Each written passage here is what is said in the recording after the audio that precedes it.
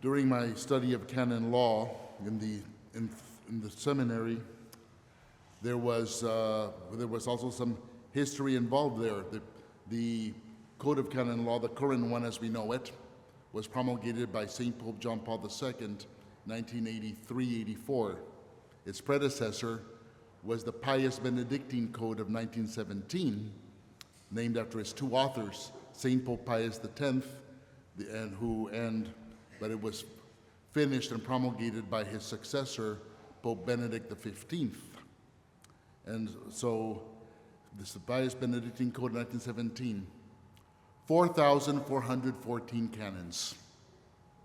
And as one of my former parochial vicars said, and he was ordained just a year before I was born, said that, and we had to spit them all out in Latin during the exams. The the Pope John Paul II Code of Canon Law is less than half of that. And if you read it only, yes, at the first reading, it's what you can and cannot do and what the consequences are if you don't follow the canons.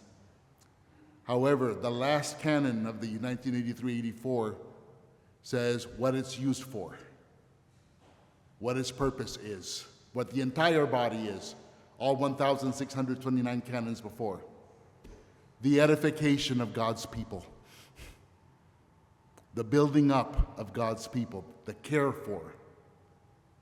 And as I used to receive when I was serving in the Diocese of Monterey, California, before moving to Maryland, a wonderful Christmas card from the staff of the Marriage Tribunal and Canon Law Department of that diocese, thanking me for being a very good partner in ministry with them and helping them repair broken lives, because that's its other purpose. Repair, heal broken lives. Lots of lives are broken, lots of lives need to be healed. The law has its purpose, it has its application, but somewhere in there, after giving it maybe a fifth or sixth reading or more, we find its real mission, meaning there it is. It's got to be applied with mercy, with great love. And Peter Claver was very much aware of that also.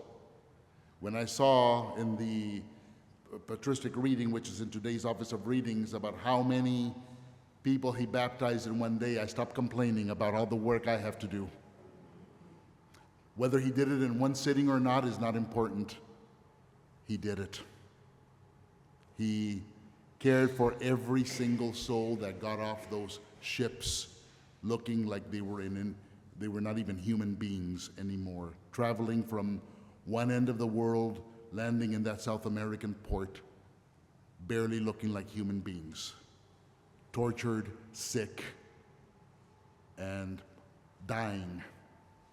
And I'm sure there were many bodies that he had to bless and make sure they got buried with dignity.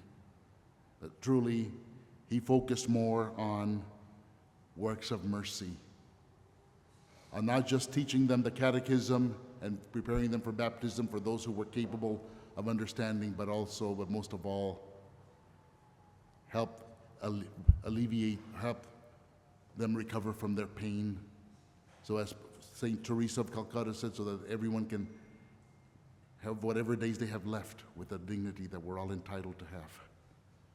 To be loved, to be respected, to be treated as human beings. That's what he certainly lived for. All of his, from the age of 20 until he breathed his last at the age of 73. Truly a missionary that challenged himself and has challenged us to look at everyone